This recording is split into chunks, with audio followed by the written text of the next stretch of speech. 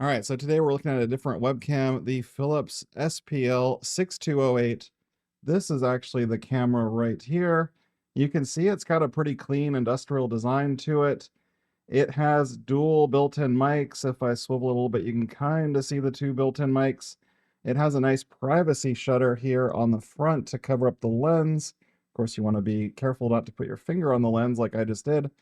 And it's also got a fixed USB-A cable that's about 7 feet long or 2 meters in terms of its length of USB cable.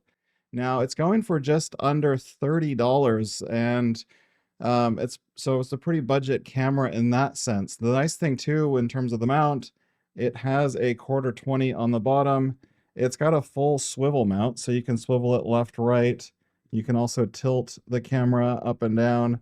So the nice thing is, even though it kind of looks like a Logitech Brio in terms of its industrial design, it does have a bit more flexibility, literally, even though it looks similar to a Logitech Brio. Let's see if it performs as well as a Logitech Brio does. Okay, so this is the Philips SPL6208. The camera is about an arm's length away, maybe 3.5 or so feet from my face. It's a very narrow lens, even though it says 76 degrees. I would probably, compared to some of the 78-degree cameras, I would guess it's even a little bit narrower than that. It could be a diagonal measurement or something, but that was the one thing I noticed kind of right when I pulled it out of the box. The other thing is that the camera is a bit prone to having lens flare if you've got overhead lighting or anything like that, compared to some of the other ones that I've tested. So let me just, I'll stop for a second and I'll come back with the camera without something on top of it. Okay, so in this case I've actually slightly modified the image. I had a piece of gaff tape on top, kind of like a visor over the top of the camera to prevent it from getting overhead light coming down at it. There are no lights directly overhead. There are just a few that are kind of firing frontward this way, like as hair lights for me. But yeah, just be aware that depending on the angle of the camera, it can suffer from lens, you can kind of see it here, lens flare kind of issues more easily, because I've tested 70 to 100 different webcams. This is not too common in terms of something that I've seen, at least in terms of webcam lens flaring. There's nothing on the lens, there's no peel or anything to take off, it's just the way it comes. Again, this is the Philips SPL6208 in default settings with default microphone, everything else. All right, so my first impressions, I gotta say, they weren't that great. The microphone wasn't good. There's a lot of background noise in terms of the built-in dual microphone array. The footage is kind of grainy and kind of choppy in a sense, like it's artifacty, missing frames, and my computer is a maxed out Surface Laptop Studio with discrete GPU, so it should be able to take a 1080p image over, by the way, Thunderbolt in terms of bandwidth. So I've got plenty of bandwidth coming through. I think it's the camera itself.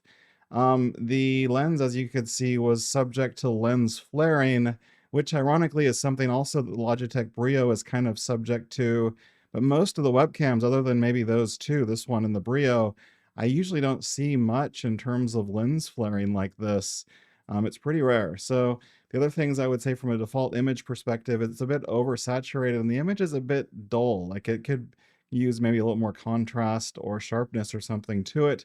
So I'm going to see if I can tune the camera settings, and I'm going to start with the default settings just because they're not quite normal. Everything's normally 50'd out on a scale of 50 or 1 to 100. And these are just kind of at different settings throughout that range. So I'll show you those first, then I'll tune those in Windows webcam settings.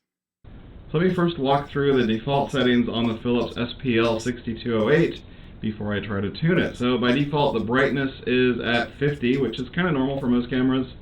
The contrast, though, is all the way down at 3, which is kind of unusual, but it's part of how the firmware to the camera basically is tuned.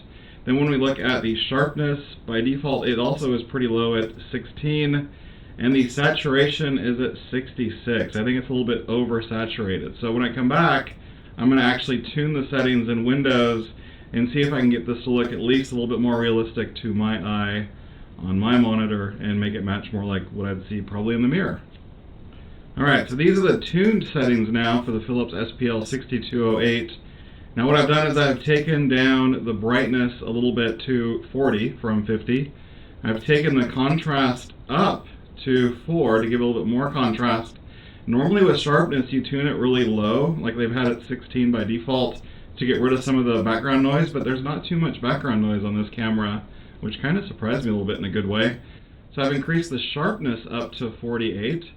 And then the saturation, it still has a little bit of a pinkish hue kind of here and there. That's not quite natural, but I basically reduced the saturation down to 55. I think it's a good balance of giving me a little bit of proper skin tone without taking all of the color away, but it still has a little bit of kind of rosiness to it that isn't quite right, but it's pretty close. So those are the best settings I can get just from Windows settings alone. All right, so as you can see, I got it a little bit better, but I still don't think it's great. I think it needs a little bit more in terms of tweaking of gamma, maybe some hue shift, which I'll do in OBS using custom filters. And I think I can use the filter for sharpen in terms of giving a little tiny bit more sharpness, because that's usually a little better than just the sharpness controls in UVC. So let's see if I can get it to be a little bit nicer in terms of the image quality, again, inside of OBS. Okay, so just to complicate things a little tiny bit more, I've actually gone into OBS and adjusted two other settings, one for gamma to negative 0.25, and then hue shift to get rid of some of that red and go to the direction of yellow to minus 2.0. And I think this is giving me a better overall set of camera settings if I were to stream from OBS with the Philips SPL6208. I also added 0.05 sharpness, so just a little tiny bit of sharpness. So maybe you can see the difference here, and I might line up kind of all three of them so you can compare the differences between each of the different camera settings. So again, this is the Philips SPL6208, and this is what it looks like with tune settings plus a bit of OBS tweaking.